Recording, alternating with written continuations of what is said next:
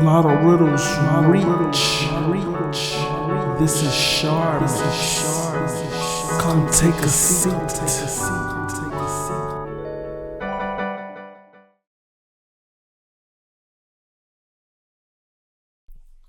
Lottoriddles Reach. This is Char Mace Santia.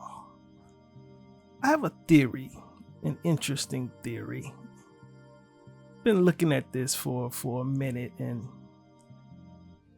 I've just been thinking there's various forms of dementia, but just hear me out. I have a theory. I am not a doctor. I just have a theory about it. I've looked into this, and from what I theorize,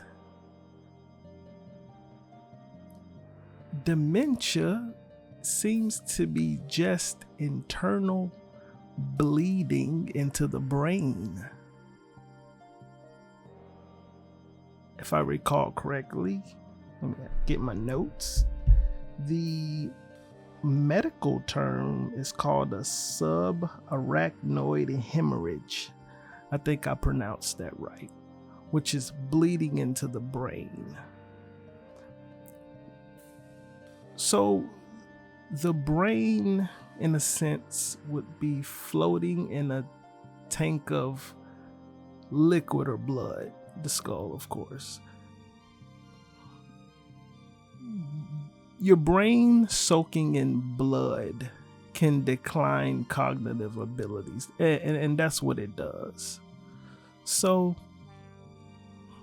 if we were to look at the root of this problem, notice I said it's blood, internal bleeding, which is leading into the brain. Where does this originate? Now, this theory word is going to get abused because this could potentially help a lot of people. And I'm going to try to keep it simple, because for the most part, when I looked into this, it seemed a bit simple, and that kind of disturbed me a little bit. So what could the root of this problem be? My theory is that it's an aneurysm,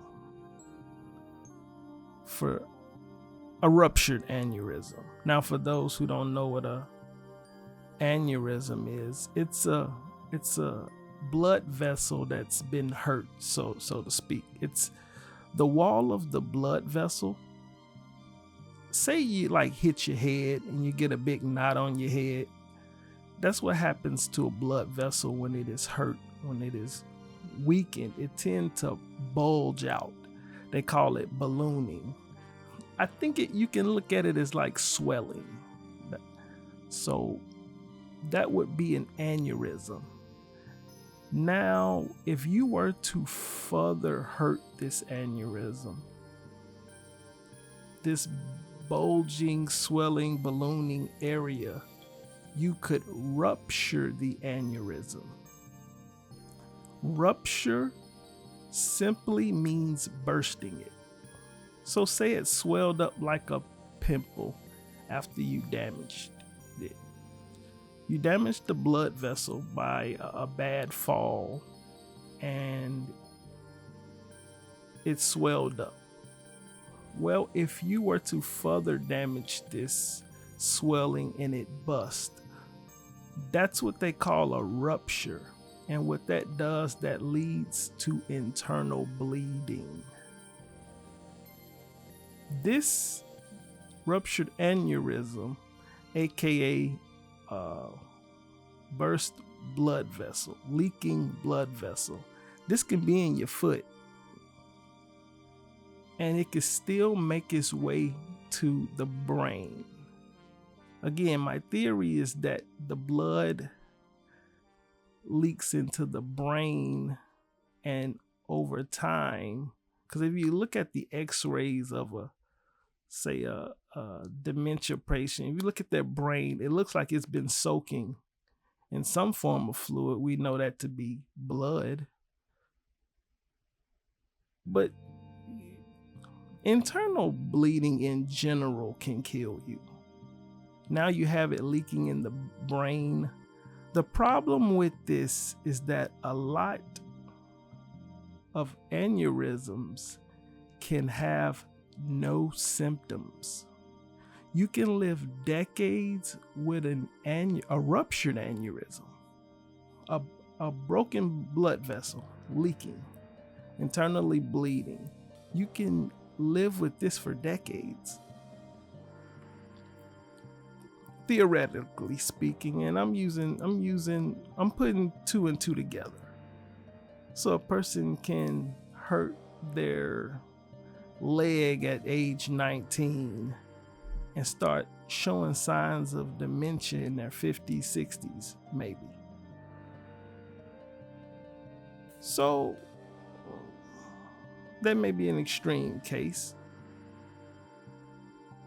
The problem would be, I would say a solution to this problem, this leaking into the brain, would be to find the ruptured aneurysm. I think that the major problem here is a lot of patients don't know they have a ruptured aneurysm. So if you don't know that you have a ruptured aneurysm, you could just be bleeding and bleeding and bleeding. That will eventually take you out. So if any doctor wanted to try to, say, take a jab at this theory, that would mean searching up and down.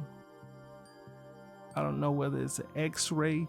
You would search a person's body up and down, left and right, until you find that ruptured aneurysm, till you find that leaking blood vessel, which in many cases had zero symptoms.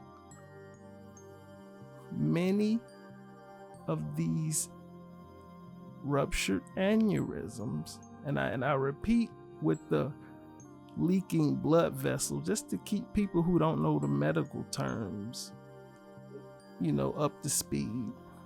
Search for it.